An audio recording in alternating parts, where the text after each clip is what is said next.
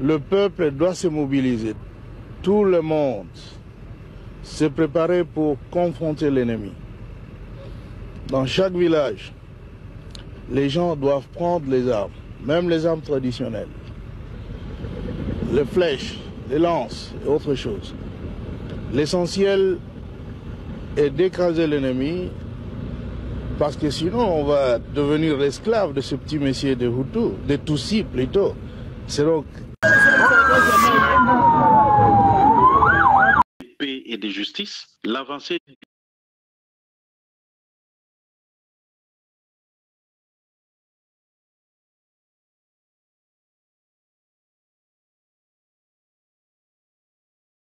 na sasa na tangu ya za koloba troisième penalty ndakima boya kondimate.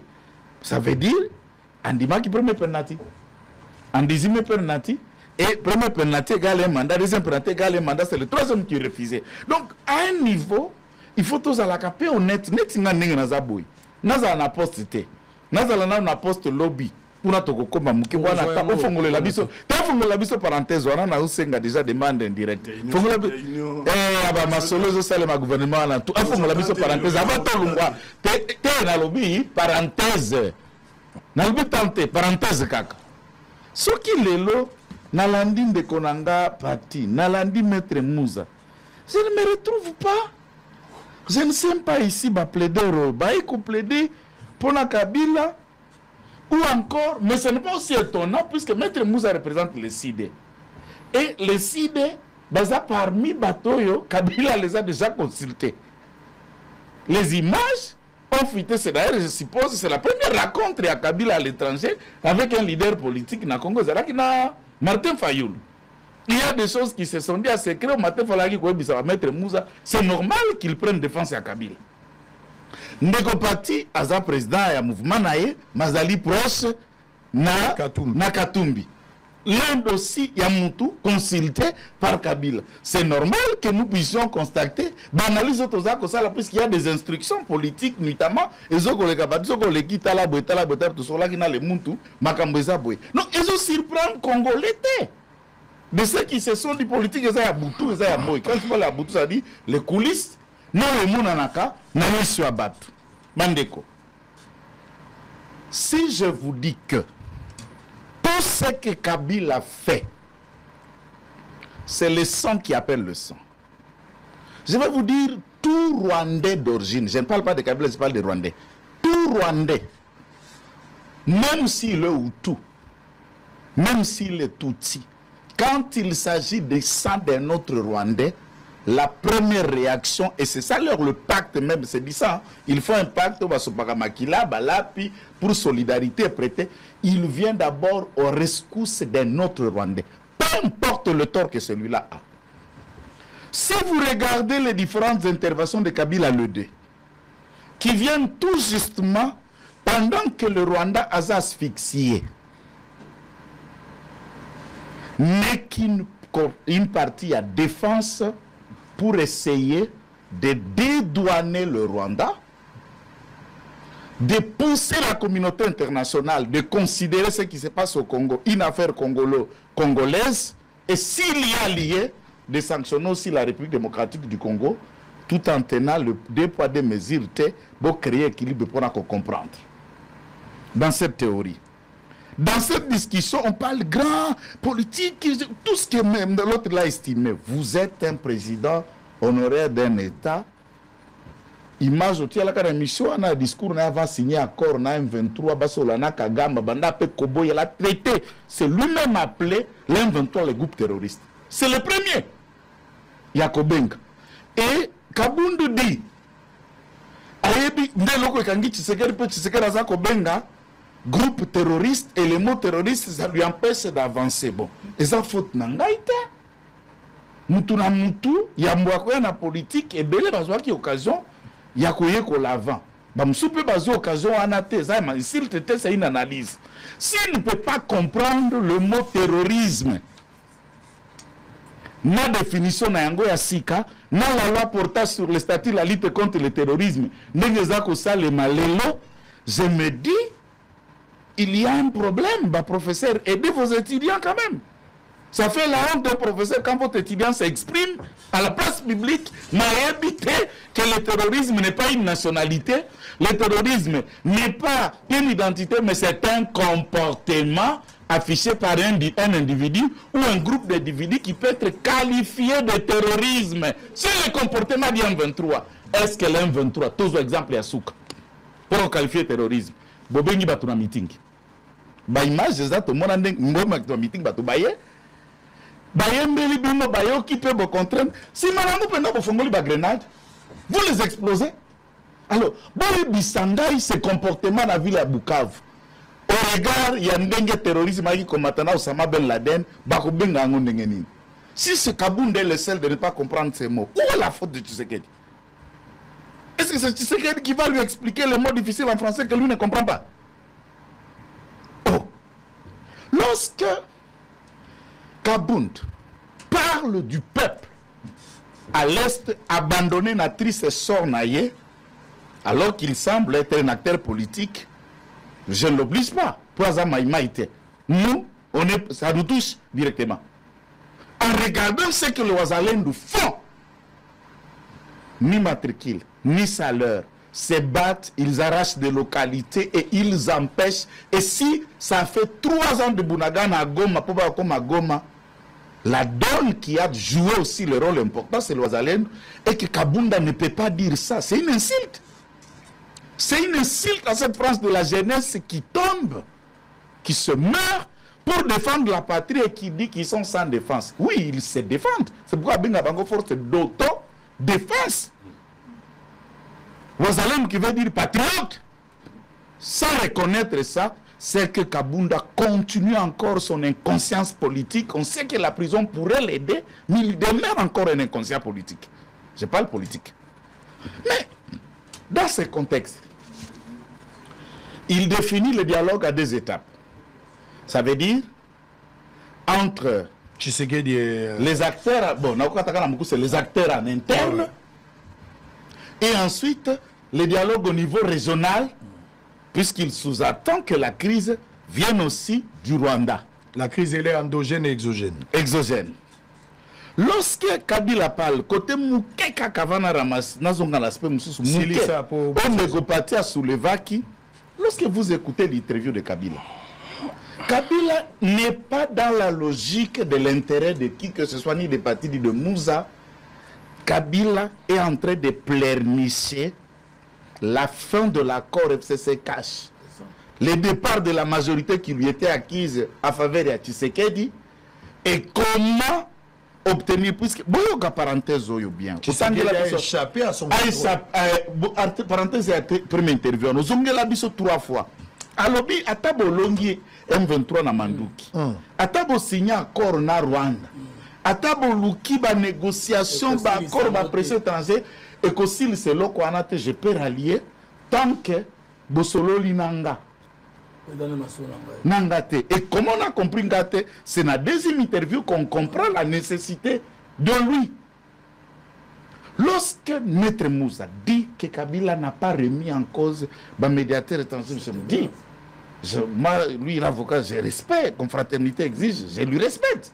Mais c'est grave d'aussi clair que Kabila a dit remettre en cause ce que les autres, puisqu'il y a le figure de style dans la communication. Ozo Koloba, biso, toza ba Congolais, toyebi ba makamnyo to ba langage près, kokote la, nako bimela, barakusi makambo mboka na biso, koleka batu baza koya. Ça veut dire, il se donne un peu plus de l'intérêt que ce qui m'a solo koya là, et à l'ébé Kakaba Congolais sans la participation essentielle. Et qui gêne dans cette discussion? C'est le second Basanjo où il y a Boya Kako. Il y a 23 mars, puisque le retour de second Basanjo met Kabila mal à l'aise. A tout la bango 3 fois na Tibanda. Et l'oko bozo signé. Est-ce que vous avez la portée na yango, gravité na yango? Kabila, Tibanda dit, Kabila dit, toi, tu dois signer. Lorsqu'il congolise les actions bien 23 aspirations, Kagame vous dit, si mon armée est là, il y a 3 raisons. Puisque Bazo Sala na FDLR Kuna, puisque Bazo Konyoko la population congolaise d'origine rwandaise, au Bazali Nakati, départ, il y a des troupes étrangères. J'ai insisté, je le répète. Dans tous les minutes, troupes étrangères. Allez-y. Moutounio se fait répondre. Si, il faut répondre à la question. Moi, je réitère, je l'ai dit, de ce côté, même Maître Moussa l'a dit, Eloko Babengi M23. Il y a quelques Congolais qui ont été recrutés pour le besoin de la cause et tous les Congolais recrutés pour la cause du M23. Je vous le répète. Depuis 6 mois, à tous ceux qui ont précisé, ou bien à Runiga, tous sont des Congolais choisis à destin. Toujours un des parents est d'origine rwandaise, un des parents congolais. Aucun Congolais dans ce mouvement ne peut persister si le deux pères et des mères et l'un de ses parents n'est pas rwandais. Bissima est dans le même contexte, Runiga est dans le même contexte, ce sont eux qui prennent la tête. Ils sont des fois. Des fois. Et même l'interview que Bissima a fait récemment dans une chaîne avec des femmes, il se pas associé, il dit nous, d'origine de. Il ne s'est pas associé. Nous avons attendu dans l'interview, même il y a Bob Kabamba, nous dire nous, les Tutsis, nous faisons ça, tout le monde a vu. Mais quand je le disais, personne ne m'avait pas crié. Que Bob Kabamba, son père est Song, mais sa mère est Tutsi, mais lui-même s'est dévoilé dans une interview à Bruxelles pour parler de nous Tutsis. Nous n'acceptons pas ça. Tout est fait en cause. Alors, s'il faudra considérer le départ des étrangers, les M23 comme mouvement, Bazala qui dissout, inséré dans la carte armée, nous avions vu le nombre de quelques officiers qui se sont retirés. Tous qui sont dans les rangs à M23, ce n'est que les forces. Il y en a 3 rwandaises, des forces Tutsi du Burundi qu'on appelle Red Atabara, qu'il faut toujours souligner ça. Android de Red Atabara, c'est une troupe Tutsi burundaise qui appuie les M23. Le soutien de quelques branches au Baouti Naïtouri à Thomas Lubanga, là nous félicitons le gouverneur militaire, puisque le mouvement Thomas Lubanga est en difficulté par la puissance et frappe au Bazako Sibir Naïtouri. Mais néanmoins, Basango, Baouta Kokuta Nanaye, y compris un chef à Zalaganaïtour comme la société civile, libéré les lois qui se sait toujours depuis la libération de la prison par la cour militaire Naïtouri.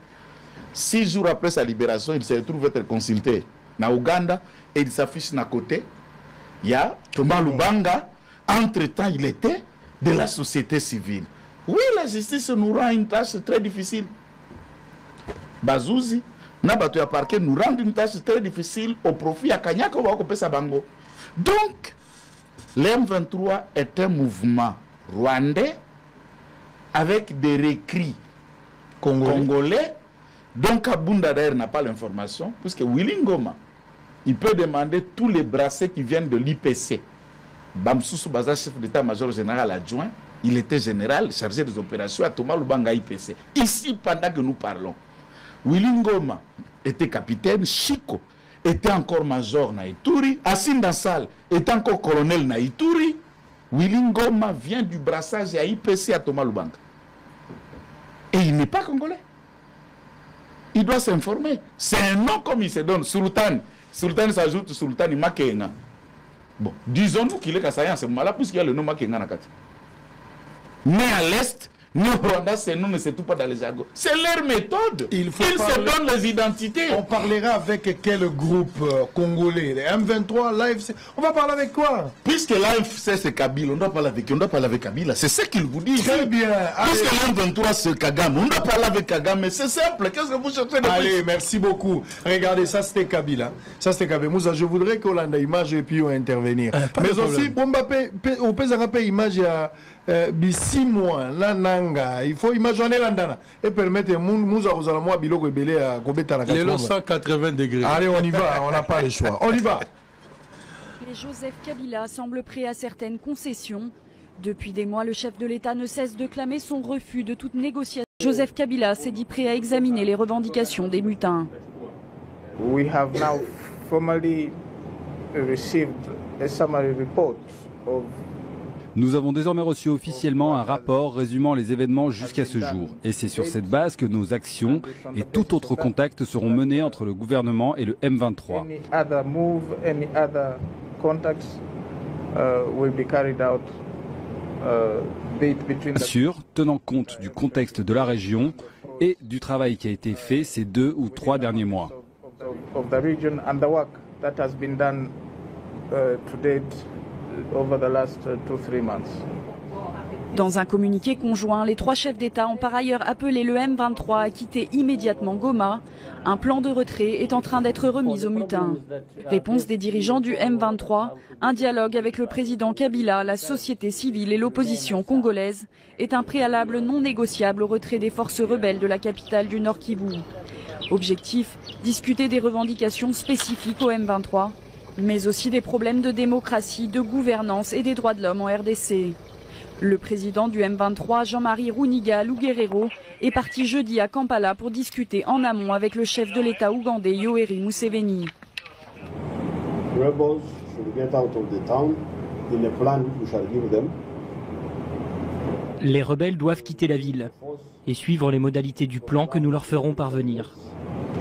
The ceasefire. Il y aura une force pour contrôler que personne ne viole le cessez-le-feu et le gouvernement de la RDC travaillera 24 heures sur 24 pour répondre aux problèmes des rebelles. Restera un et indivisible.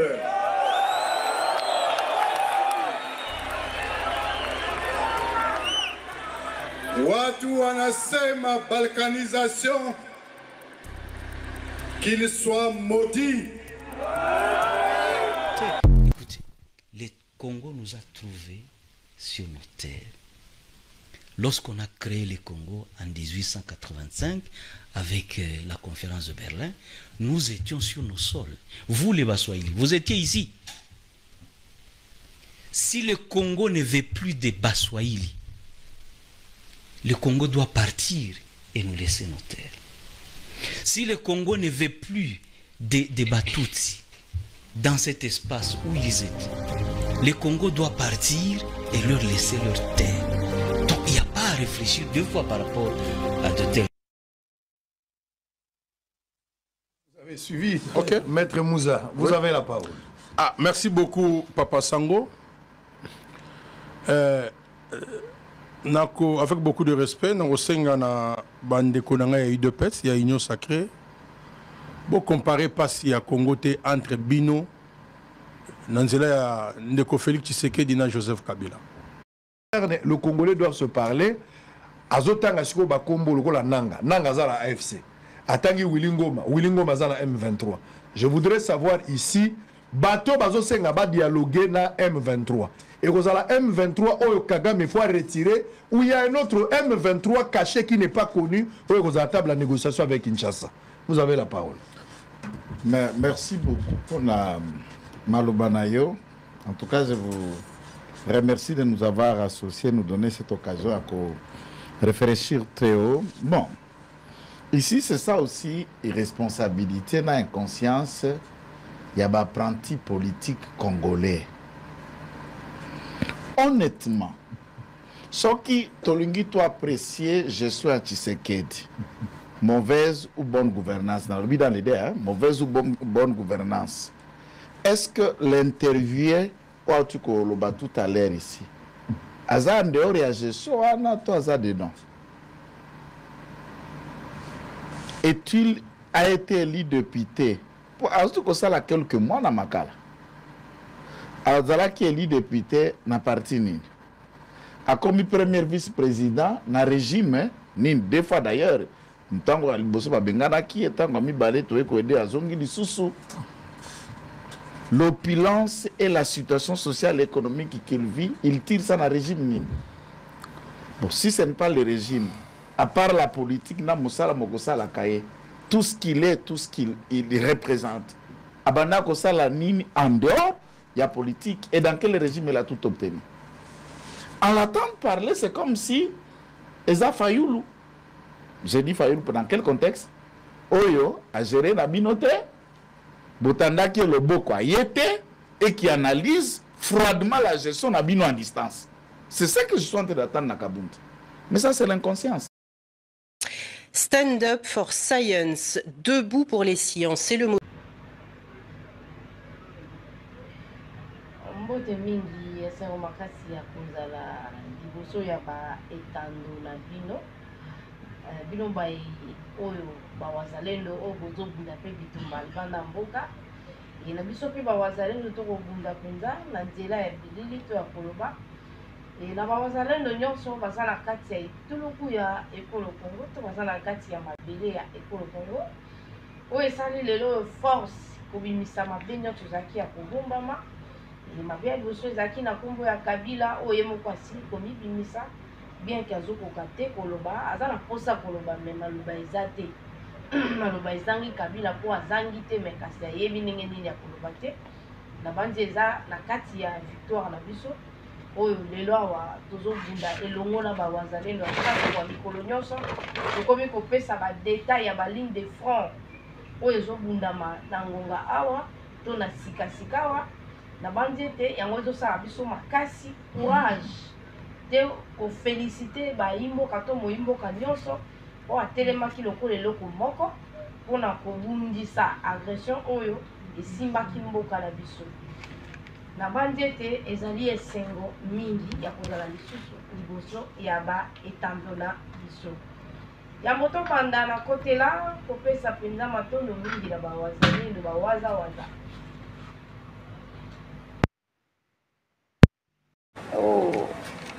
kopesa matondo mingi na bawazalendo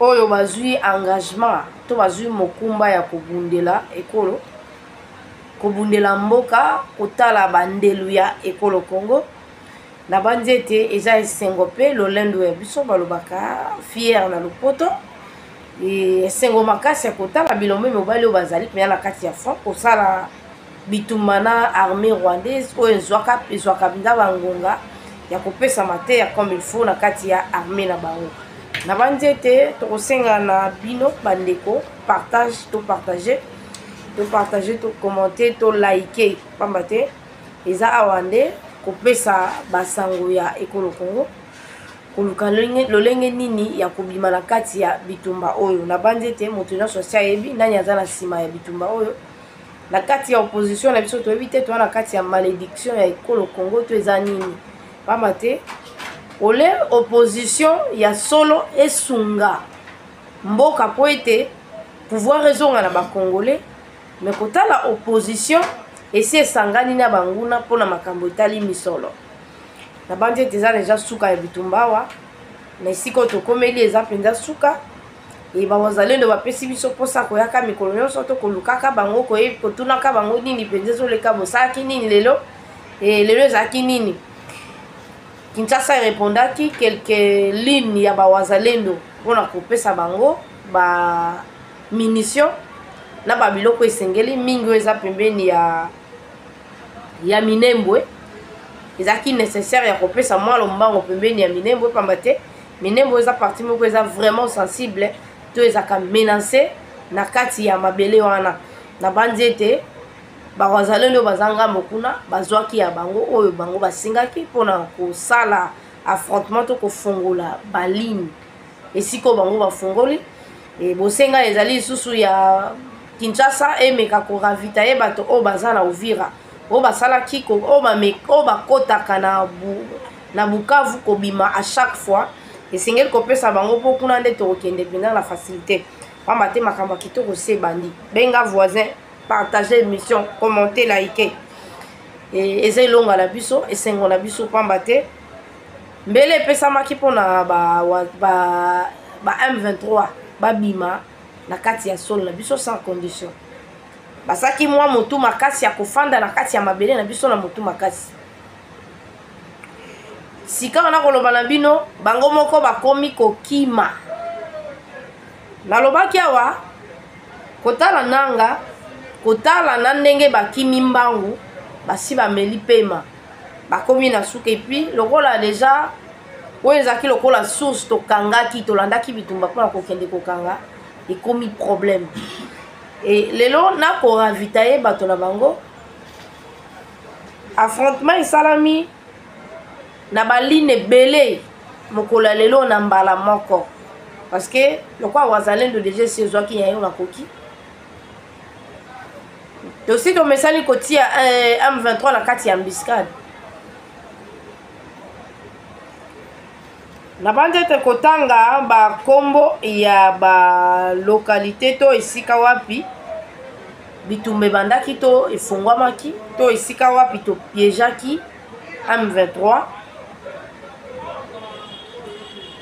M23 agangaki mpona kozwa to kozwa contrôle ya Walungu pamba te Walungu tobetaka mikolo nyonso lisolo ezalaki Walungu eza monene tokabwaki na bango katikati nzoka katikati wana ezalaki déjà piège oyo totikaki bango parce que porte oyo ezalaki ya kokota kobima nde ezalaki na contrôle na biso mais kokoti oyo tobanda kokotisa bango ezalaki mpo tobomba bango bakoma ebele plus de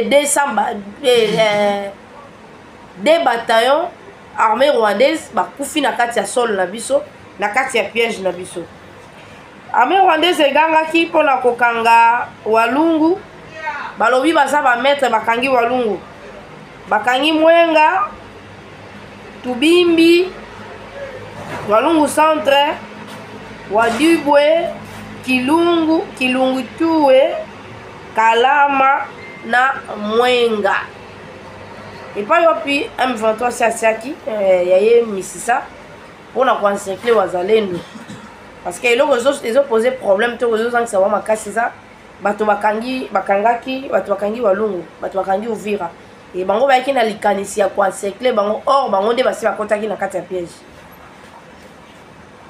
oyo esengeli kosepela na ba force auto défense na biso na Sud Kivu eza lokola lifelo ya M23 Sud Kivu rende kozela babi bayebisi nanga osala lolendo aya na Sud Kivu asentir moto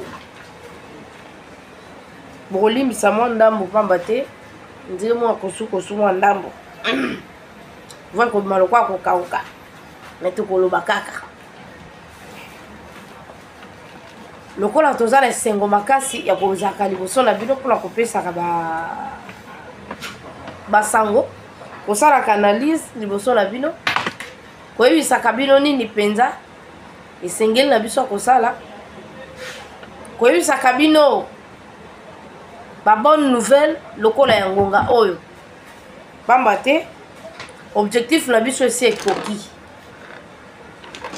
objectif na biso ezalaki ya kosala accord na bakolo M23 base na bango ezalaka États-Unis Tshisekedi bakozela ye mpenza lokola roi kuna kosigne sikoyo na bango nde baya officiellement kosala baentreprise na bango awa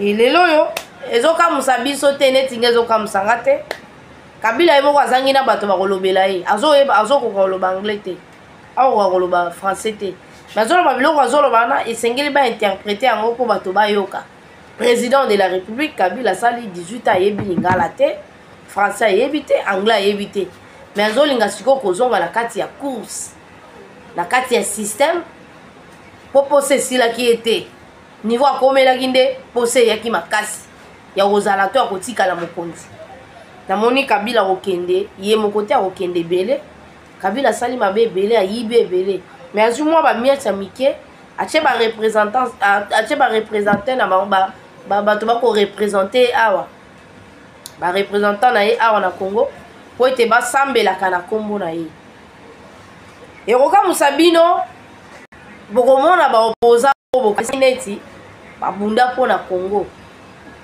oyo babandaka kobunda mpo na baposition na bango lelo Kabila réussir koconvaincre baopposa ebele ya kondima M23 tosolola na bango bon eza esengo ya komona niveau na bango nyonso baoloba makambo mibale ya kokesenga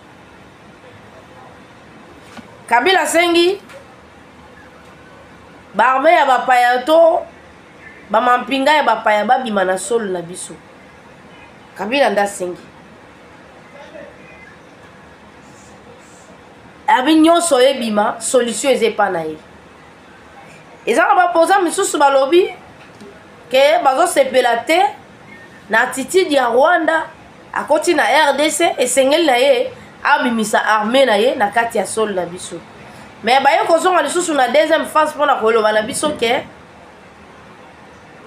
baza na bosenga opposition baa na bosenga ya dialogue bazokoinsiste M23 azala na kati ya dialogue kokaka bango mibale bakaka bango wana bayebi eloko bakoloba te wana opposition bon eza kaka mpona population mpe atia yango mpenza kate mpo motu nyonso lelo amakanisi mayele na ye eza na Kivu eza na Goma eza epai wapi Congo eza menacé motu nyonso lelo tosangani lokwa eloko moko nakuta lelo naoki esengo parce que namoni patriotisme oyo esi ekoti epai ya bato ebele bato mosusu balobi biso tovotaki na biso mpe Tshisekedi te mwa mibale mwa misato bavotaki Tshisekedi te mais bakomi osepela na Tshisekedi donc batali démarche na combat eza nécessaire mpona bakongolais elelo motu nyonso atie na motu nayebi ke tozobunda na barwandais mais soki congolais moko soi-disant aza opposant ya Congo aosenga to négocier to dialogue na ba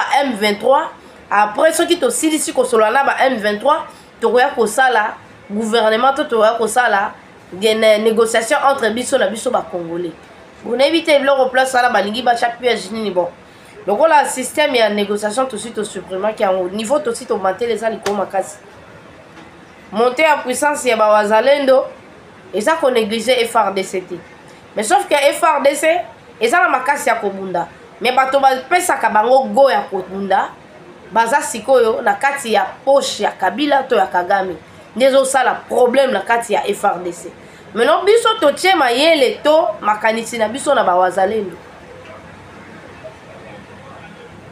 bawazalendo à chaque fois mikolo nyonso lelo tolamuki tomoni 4 ou 5 francs efongwamaki mpo basala affrontement te na bawazalendo ezalaki mpo pardon basala affrontement na M23 te mais ezalaki mpo baboma bango directement na minute oyo Rwanda aza vraiment affaibli non seulement na basanction sur terrain okoka lisusu te parce que moral eza déjà bien te et puis na appui ya communauté internationale bakomi na kati ya bulu yeke wazaki maître na bango Macron azali na liloba koloba na États-Unis te d'ailleurs les États-Unis yaka mpe on dirait mwana bitinda donc moto oyo atindaki ya kota officiellement ye moko aza coincé aza na banyongo ya Europe parce que minduki oyo ezalaki censé fo ekende na Ukraine ya ko se retrouver na Est parce que apesaki yango na Rwanda siko moyen bapesa ye force na makasi ya kokota Congo facilement eza lisusu te siko tokomi ko se retrouver neti na Lubero presque 3 localités oyo M23 abimi ye moko azongi Rwanda toyebi te bamunition esili bazwi ordre na litoi nzela telefone to eza miracle nini esalama tosi tokanga ye mopepe oyo etikala ye kaka eza mwa mikila soko bominyoka so bominyoka mokila ndenge aninganaka nde etikalaki na nzela ya M23 elelo quand même omona depuis bakangami na Goma baye Bukavu et Bukavu wana ekomi lokola terrain ya bawazalendo bakokota nde balingi depuis na osepela na stratégie wana ezokoaffaiblir mentalement M23 biso tozozwa avantage parce que kokota kobima chaque fois kotambola wana ebangisa bango mais perte ya bato kozala mingi te parce que affrontement de kosala batanga nombre ya bato bakufi nde yango eza likambo mais esengo ya komona bawazalendo ndambu ya groupe oyo eza kote ya Minembwe ezwi deja ravitaillement nango maintenant etikali oyo eza kote ya Uvira eza na kati ya Uvira ezwa pe ye parce que bango nde bakozala na capacité ya kokota Bukavu mpona kosala mpona koenfoncer jusque tina na Goma pamba te bazalendo balobi bayebi Goma bazalendo balobi bayebi Bukavu kitoko yango bakokota robima na minute M23 ebita kobanda wapa kosuka bato mpe bakotunanga me mama Ange ndenge nini bazalendo bakokota ntango bakokota bakobima wana M23 komona bango te nga na bino nayebi te soki eloko nini ekoleka place wana donc eza stratégie moko ya kitoko yambo toakoatake bango tolembisi bango nanu mpona kolakisa bango ke todomine bango sikoyo ntango gouvernement azotinda lisusu renfort mpona bawazalendo oyo baza na Uvira nde mpenza bakokende mpona kozwa Bukavu kozongisa yango epai ezwamaki yango wana Kinshasa tokosenga kaka mpo eza na confusion ndeko moko abi mama Ange ozosenga tomoni baravitaye bawazalendo baza ebele surtout na Sud Kivu donc baza bawazalendo eza nde Sud Kivu baza ebele ya kosakana te donc ebele wana baza na bagroupe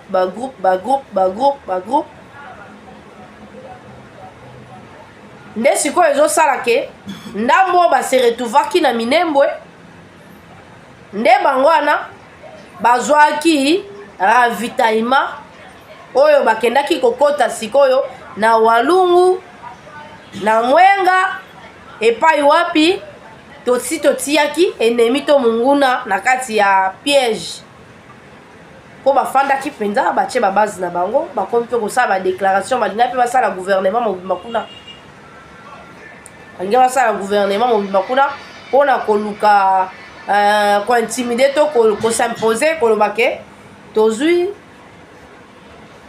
balokalité ebele mpona kati wana balokalité ezalaki ebele makasi oyo bango bazwaki mais totie bango na kati wana bato mpe bazalaki te oyo babanda deja kofanda na bato basi bakima na village wana ntango toatake bango bato bakufi te eza kaka bango na bango bangwande nde bakufi sikoyo ekomi tour na biso bango batangaka nombre na bango bakokufaka me na butu mpona moyo batangaka te biso totangaki ndenge bato babomi bato na Goma bakoti na kati ya bandako bakoti porte par porte mpona kosala carnage oyo esalamaki e na Bukavu mpenza esimaki mpenza lisusu te mpo bakolo Bukavu baza bato pete te baza facile te mpona kolonga bango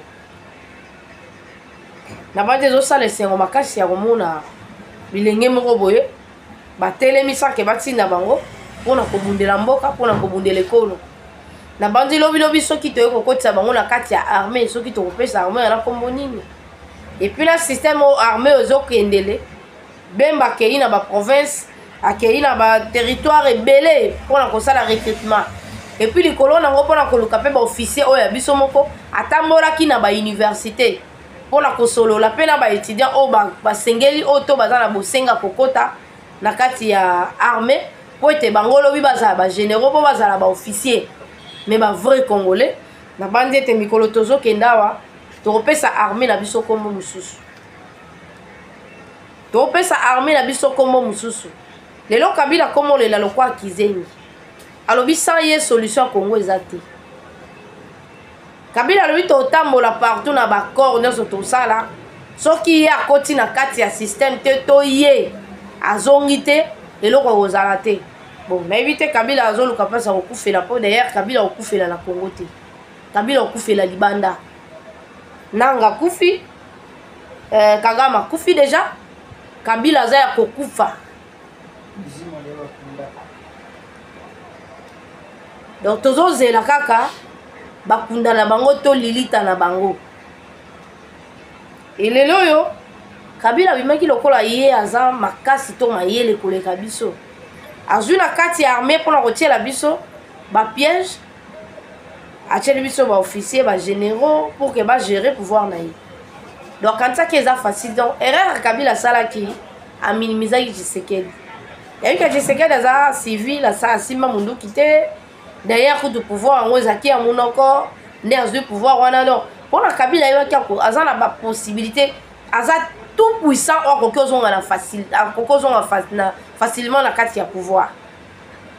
Déjà qui erreur ya kobenga Tshisekedi aza patin aza kizegi a onyo sa pesa ki kombo a éviter adajo balobaka moto asimbi mbeli batuna rambula na ete to moto asimbi munduki batuna rambula na ete Kabila lokwa simaki munduki sengelaki kokende na na façon to kendela ki na ye ko senga e pouvoir na biso na malève bato bakufa te parce que Tshisekedi le père asa lobaki mokolo bango ba rozwa pouvoir lisa se ebeta te dezaki stratégie roboto la Kabila pouvoir na maboko alobi yende kolo pouvoir kasi yo kolo pouvoir ya kozongozwa lelo ba caméra ba komi mal vi na kati ya Kinshasa to na kati ya Congo c'est parce que ba congolais bango nyonso ba teleli pona kobundela mboka na bango bango moko na bande esengo makasi ya komona ndenge ni délégation munene eza déjà aux États-Unis et mililu ya munene ezozelanda ntilombo Tshisekedi akei po ake otambola te elelo tokozala bosenga ba entreprise na kati ya ekolo Congo tolelaka mikolo nyonso biloko na biso basalelaka ngo na kati ya Congo soki ekobima ebima partir ya Kinshasa emati ata Kinshasa te me ebima partir ya Congo emateli mais sauf que bajan na biso ya l'état bafutisi bataxe babiloko moko eza nécessaire pour que bango bafuta ekota na kati ya libenga na biso nde tokomi nalobaki na bakongomani to bayebalandaka AKM télévision famille AKM on apesi bino mbote epai bozwami objectif na biso tolobaki tolancer défi ya ole kosolola na M23 na place ya kosolola na Kigali esengeli kosolola na Union européenne etoleki musika non seulement Union européenne tokei sikoti na États-Unis et pas etindaka na Union européenne na Kigali mitindo pona kosolola lolenge nini ya kosalela makambo yango na bandi kopesa longonya to makasi na bawaza et surtout on baza déjà prêt ya kokota Goma on baza prêt ya kozwa totalement Bukavu tozopesa bango bakitsa mitema et Kinshasa pe ya liboso bopesi ya minembo oui oyo côté ya Uvira bana bosenga nango po bakota Bukavu parce que Bukavu bakoma olekaleka kaka baoleka papa ma M23 ate mais faut s'assurer que soki lelo front efongwami bakobunda ti atata moso après 3 jours 4 jours bazaka na babiloko na bango oyo esalaka basili baministre baleki na M23 nani FARDC to wazalendo akokite nani M23 aleki nzela esalaka soni yango tosengi na Kinshasa asunga biso Kinshasa meka koyede biso na mwa lombango pona kokipe ba oyo baza na Walungu pardon oyo baza na Uvira et puis lokola tosi tobelelaki ba généraux oyo bazalaki déjà na kati ya passoire to na kati ya couloir non seulement biso tobeleli et puis bango bayoki mais lelo tolobi basaki descente moko ya makasi lelo na lobi mikolo mibale ya société civile moko ya ba vrai congolais parce que eza na ba société civile mosusu oyo bakanga bamvula babimisi ye lelo bake koyamba ye pa Museveni donc tobanda koloba mbino mikolo nyonso ete faut kosalaka ngele kosalaka keba eza na bato ya société civile mosusu oyo baza ya barwandais ntango azopesa information to akopesa lokuta to koakize bato azokoakize yango en faveur ya barwandais elelo quand même lokwa tosi tokomi na ngonga oyo moto nyonso kazaka na ya bosoto emonana ete moto songolo pakala azaka na bosoto epai boye moto kingani azalaka epai boye na bandi ete moto nyonso oyo ayebi ntina bitumba moto nyonso ayebi tina ekolo esengeli na biso ko renforcer bandeko na biso ba waza lendo na bande lisusu na ba musicien na biso Jibem Piana Werason Ferregola Fali Ipupa Héritier Watanabe na lisusu o la bosani baza penze belé en tout cas ba musicien ta mutu pe mo banzembo ko sala biso pe bien mais banzembo pe bo suka te to mona ba musicien boko ma rappeler na ba niveau moko ko sala ba don na ba orphelinat et toi la bosenga ba don le loto consentant na ba wazalendo to consentant na ba wazalendo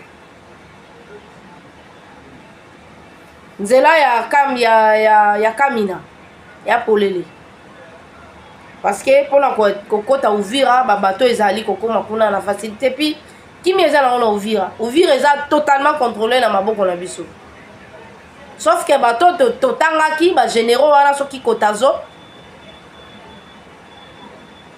André o totangaki o bango bazalo kwa passoire to couloir bango nde siko ba komi mal vie na Uvira parce que ba wazalendo desi ba yebisaki bango soki ba longoli eta kolimwa système comme ya kofongola mabele ba kita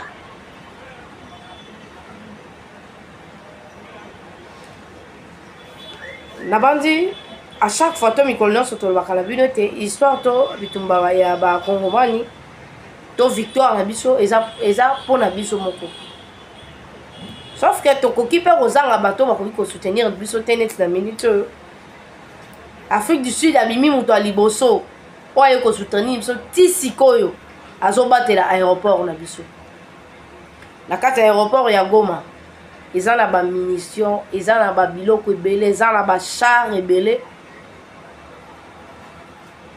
nde créer conflit ya Kabila na président ya sud-africain Ramaphosa na Kabila ba obendana na ndenge osakana te donc bitumba o to moni banani bazaki sima nango et Jean-Pierre Bemba belela kalobi Kabila za sima mobondo bato balobi ke Jean-Pierre Bemba za anti Kabila vaut mieux kozala ta anti Kabila que kozala hypocrite lelo ba député na ndamu ya bato ya gouvernement ya maman Judith Suminwa ba reconnaître que fallait ki basala la sensibilisation au bandakala mais nga pona nga nazomona ngo za na hypocrisie parce que pourquoi ba yebi ke Kabila oya lisusu te et puis niveau au diplomatie et matière européenne susu nzela te na ba M23 ba koma Kinshasa to ba conquérir la ba village au bango balingaki kozwa parce que moi la Museveni déjà bandai koloba il fallait qu'on pousse à baba koleka place oyo bato bakata ki Congo oyo ko posa motema na bango soko ekoki nde balinga e bandima donc bango bakobela kwa banzambe na biso et le niveau oyo diplomatie e baluki bato ya gouvernement na biso nde bakomi siko kobima koza la sensibilisation mais na retard bango nyonso bande kobanga Kabila ezali kaka Eliezer Ntambwe et nani Jean-Pierre Bemba o ba kobenga anti Kabila donc vaut mieux kozala anti Kabila que kozala hypocrite ba hypocrite nyonso dato yebi bango eza so sur robomba te donc la bitumba pesi biso force à koloba na binemi face à face boye et oui ça bon il s'agit à kokende ba kende ebele bayaka kotanga na campus mingi bayaka kotanga na campus bazaka ba président ya bamboka na bango ba ko représenter ba étudiant ya mboka na bango na kati ya Congo a et lelo batikala bakoma ba congolais bango nde bakoma ko créer ba obstacle na kati ekolo Congo donc ezaki piège déjà pour la kokota bango singela ki bakota na banzela wana pour que baya ko s'imposer à chaque fois tant que le baka ko sala ngela to ko sala ke bana ba Bertin Bisimwa baza ba Rwanda te baza ba congolais bino bozaka ka soki bato ba boyi Tshisekedi bino bokomisi bango ba Rwanda mais Bertin Bisimwa ndimi aza tuti nana ndimisi et puis yana nanga mikolo ba oyoka na te za ba robendana nde place vie anange comme il a problème parce que nanga za ki piéger ba kanisa ke azo sala loko moko ya mbanga nde ba RCD Goma yaki ekote bimi ezui pouvoir et les lois sont sous bongo te les congolais non soit à concentrer bitumbo yo na bato ba mande ko mona to ko ndima Tshisekedi te bango nyo so akomi na sima Tshisekedi parce que Tshisekedi na fongoli front occupation ya Congo e bandi lelo te po bakangi Goma occupation Congo ebanda kala depuis Kabila banda kosala bakor na bango nazo regretter na bapoliticien minene oyo totisaki ta mosusu motema oyo bayebi valeur ya lite et lelo bakomi kolinga kosoutenir M23 ke tosolola na M23 oyo aza armée moko ya ba-Ougandais na ba-Rwandais tosololi na bango tokaboli partage tokaboli bomengo oyo ya biso ba-Congolais na ba-Rwandais bon lokola bapoliticien balekaka population na makasi te tobaki tozala bango ntina suka bango nde fo balemba biso tolemba bango te tokenda bango malembe ka nde tosali nanga na Goma ntina Bukavu batikali wana bakomi bikeko bamona place ya okende te place ya kozonga te parce que niveau ya combat emati tokangi no porte likolo totiki bango lokwa mopepe batelemi na espace sikoyo Kagame akobenga nani akondima ye na bato bamboko ezalaki na banyongwa Kagame akosenga baoboyo pesa parce que Kagame to Rwanda evivaka na badon une grande partie ya mbongo na bango eutaka na badon bakabelaka bango elelo bango nyonso na mbala moko babalukeli epuis chaque jour mboka na mboka oyo esapesaki sanction na Rwanda te ezolandisama kaka donc ti bakokoka nombre oyo bazalaka na Union Européenne e bango bazalaki parmi bato oyo batindaki ye na kati ya libulu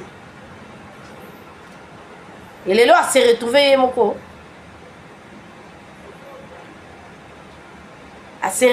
moko ayebi ta kobanda wapi mwa mutu makasi mpe ezali bima alingi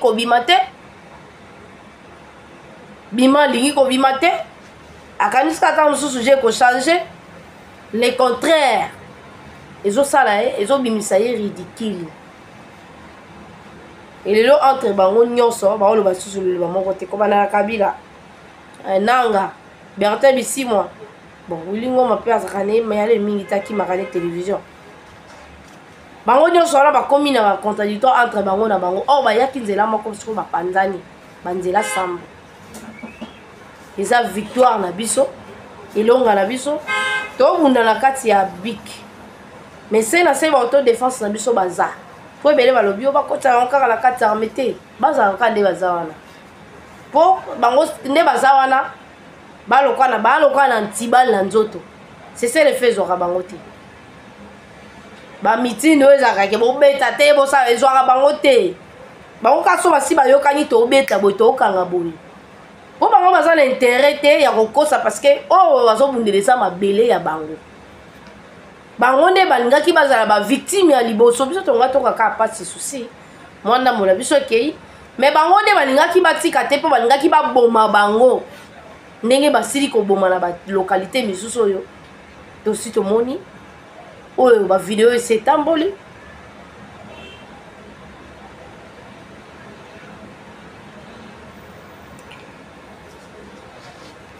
na bandi bandeko mwa moke tozalaki nango mpo akobetela bino ya koyebisa bino évolution ya bafront ndenge nini ebandaki kobundama ezalaki nini eutaki wapi nde ezalaki esengo na biso toza na bosenga ya kolamuka tolamuki boye stratégie mosusu esalami tokolamuka kaka na ntongo jour mosusu boye Goma etikali vide parce que ndambu baokende eza soni baofanda wana nani osoutenir bango soutien eza te baza abandonné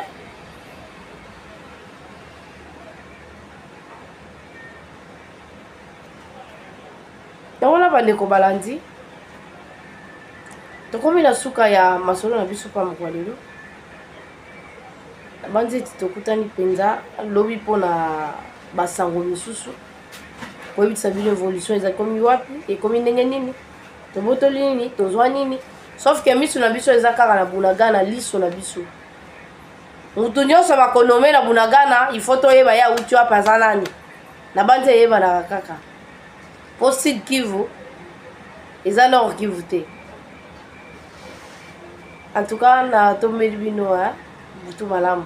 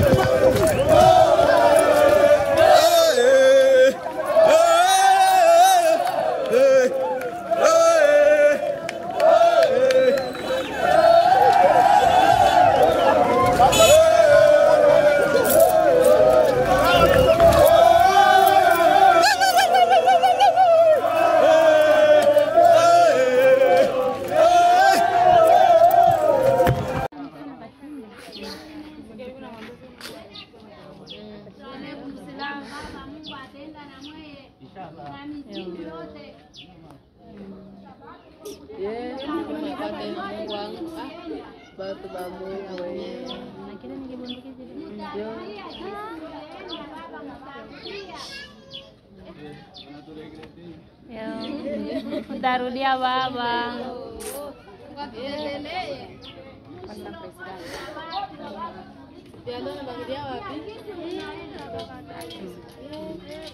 Bagwa preso.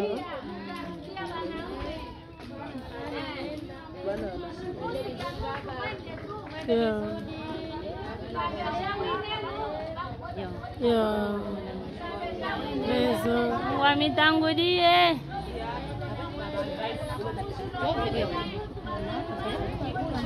Batakuwa nyuma.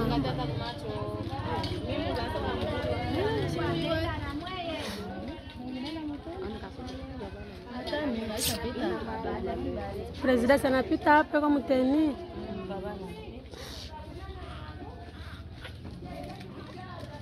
Ah.